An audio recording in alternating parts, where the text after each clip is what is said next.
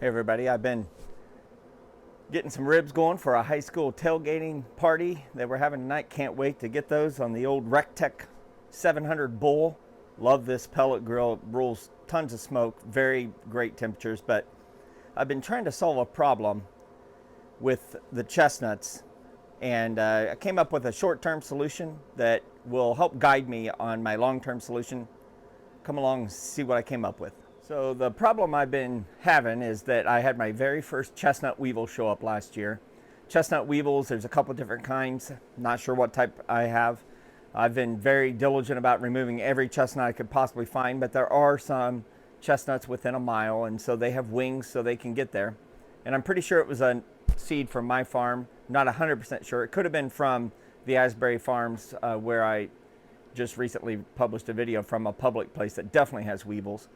But I've seen a lot of people do heat treatment, and those people are in Ohio. They have a huge production. Empire Chestnuts used to be, now it's not, Route 9 Cooperative is the name they go by. But they use huge vats and have a fork truck that basically lowers a huge bin of chestnuts by I'm sure over 1,000 pounds, and heat treat them for 20 minutes. So I've been trying to figure out, my production is nowhere near that yet. Obviously, I hope to get towards that direction at some point, but I was trying to come up with a plan on how I would do it at home on a small scale before I build my own and go bigger. So come along and see what I came up with. Some of the chestnut growers do a water bath of a temperature of 120 degrees for 20 minutes or so, and that kills the tiny chestnut larvae without harming the ability of the seed to sprout and without harming the flavor. So I was considering building a larger one, because as we go into more production, we're probably going to need a much bigger one. But I saw on a Facebook post somebody using a Sous vide cooker. I bought it on Amazon. I'll list the exact model. And then I bought a small bath, a water bath. You know, as I've been talking about, due to the late frost, our production is going to be lower. So we don't need a big 5-gallon bucket even, or a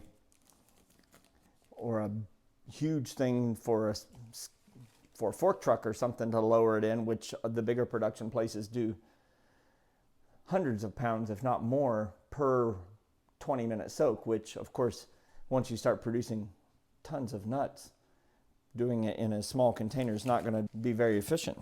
But I bought a sous vide container bundle from, all this was off of Amazon, and you fit the sous vide in the top here. Stovetop, you'll burn the bottom, you will have uneven temperature, but you can do very precise temperature management. So I'm going to set this up, and we're going to do a batch of chestnuts, see how it all works out.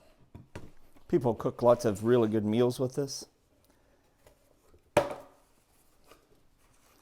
got a bag to hold the sous vide. Has a 5-year warranty. Here's the holder that's going to hold it on the container, and the actual controller, which gets plugged in.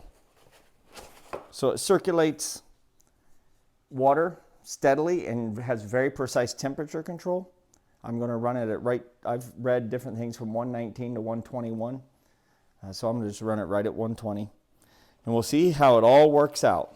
So I'm going to get it set up right here next to the plug-in. We'll go from there. So I'm rinsing these chestnuts because the person said that I should rinse them so that the parts of the sous vide don't suck up those pieces. If you look on this, this is the circulator with the, I guess it's the heat coil right in here. So I want to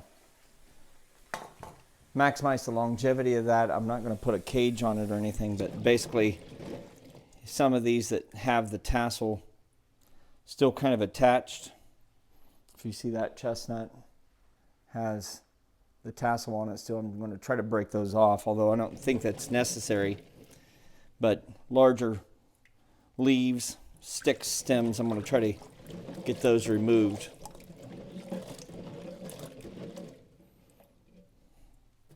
before firing up the old sous vide. Now we're doing the float test. I have one seed that is floating. All right, we've removed as much as we can. Let's put it into the basin.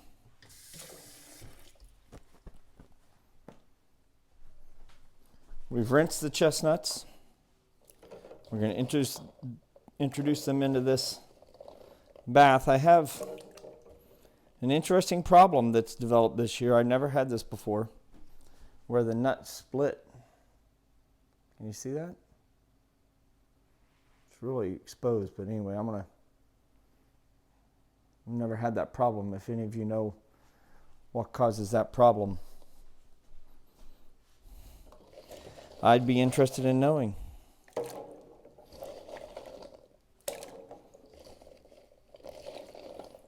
Those seeds that look like that, I'll be probably cooking and trying to eat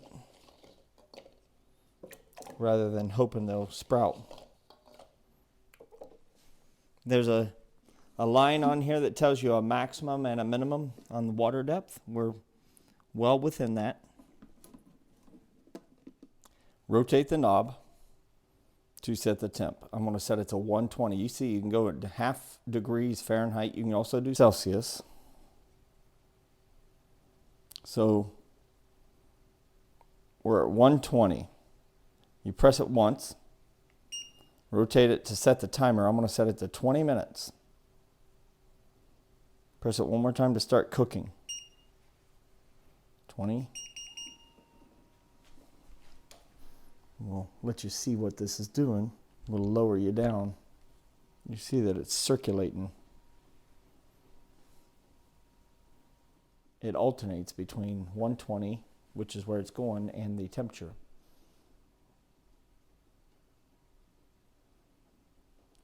So we'll check back to you once we get to 120. Well, I didn't time it exactly, but within, I'd say about 4 or 5 minutes, it's 120 degrees. And the clock has started. Although, interesting, it's sitting at 1959. So I think I set it for 20 hours. So I'll have to go back at 1940 hours, then minutes. Set timer for 18 minutes. 18 minutes, counting down.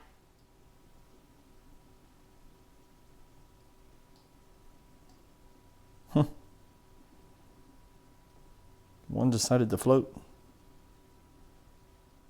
Well, we're pretty close to 20 minutes. Again, I set this for 20 hours even, and I guess I didn't read the instructions, so I just got going on it. So you can feel it's warm, 120. And now it says 20 minutes. So I'm going to immediately stop this. I believe I press and hold this. Stop. I'm going to remove this.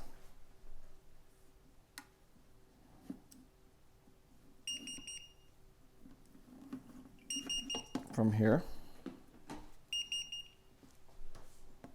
Unplug it. And I'm going to immediately put these nuts, I'm going to cool them off so it doesn't continue that 120 degrees for any longer. I don't know that it would hurt it at all, but I'm certainly not trying to slow roast chestnuts in there at this time, although that's a pretty good idea. And immediately put it on some colder water. We'll cool them down. And now I'll bag these up and put them in the fridge. Well, I cooled them off and laid them out. Gonna let them dry off good. Gonna cook up a few that have some splits in them but look okay.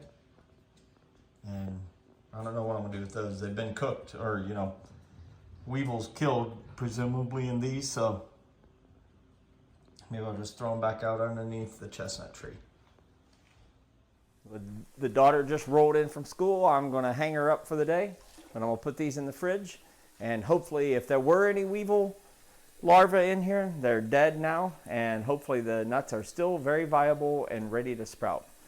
Everything I've read says they are. So I'm not saying this works, but this is what I've seen and this is what I'm trying. So we'll show you the ups and downs and we'll follow them through next year. And here's a kitty. Can you see that Snug? Here's Mr. Snug. Hey, Mr. Snug.